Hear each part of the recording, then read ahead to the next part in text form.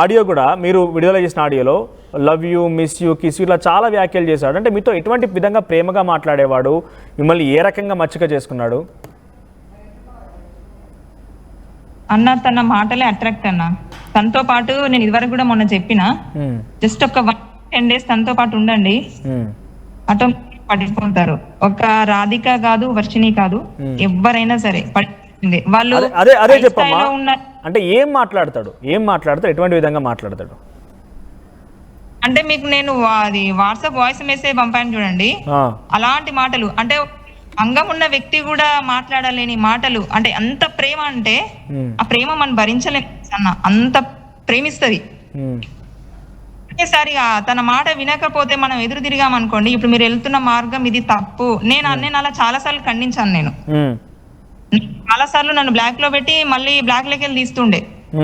నేను నాకు నచ్చకపోతే అది నచ్చలేదు, మీరు వెళ్తుంది తప్పు అని చెప్తే తనకు నచ్చదు, తన మాటే మనం వినాలి, అది తప్పైనా ఒప్పైనా అంతే. నాకు తెలిసి ఈ రోజున ఒక విధంగా చెప్పాలంటే ఆ వర్షిని ప్లేస్ లో నేను ఉండాల్సిందాన్ని, కానీ నేను వర్షిని లాగా నేను చేయలేదు. నన్ను అడిగింది నాతో పాటు వస్తావా, నేను తీసుకెళ్తానంటే నేను ఒకటే చెప్పేదాన్ని, నాకు ఫ్యామిలీ ఉంది, అమ్మ వాళ్ళని నేను వదిలేసి నేను రాలేదు. అమ్మ ఇక్కడ రాధిక గారు నేను ఏమంటున్నా అంటే, అక్కడ మాట్లాడింది మీతో ఒక అబ్బాయి కాదు, అలా అని చెప్పి ఒక హీరో 6 అడుగులు అందగాడు అంతకంటే కాదు, దైవ కార్యక్రమంలో ఉన్నాడు, అఘోరిగా మారిపోయాడు, మీరే అంటున్నారు అంగం కూడా లేదని చెప్పి. సో అటువంటి వ్యక్తి మాట్లాడితే మీరు ఎలా అట్రాక్ట్ అయ్యారు? అంటే ఎటువంటి మాటలు చెప్పేవాడు? నిజంగానే పూజలు లాంటిది ప్రయోగించాడా మీ పైన కూడా? నాకైతే అలాంటివి అయితే ఏమో ఇంకా అది తెలీదు, కానీ ఒక్కటైతే చెప్తాను, తను మన దగ్గరికి వస్తే మాత్రం తను చెప్పినట్టు ఇంకా వింటాం అంతే. ఇంకా అదేంటో నాకు కూడా తెలియదు. నేను కూడా అలాగే నేను కలిసింది 3-4 times అయినా కూడా ఓకే, తను చెప్పినట్టే నేను మాట్లాడేదాన్ని, వినేదాన్ని. రోజు ఫోన్లో టచ్లో ఉండేవారా మీకు?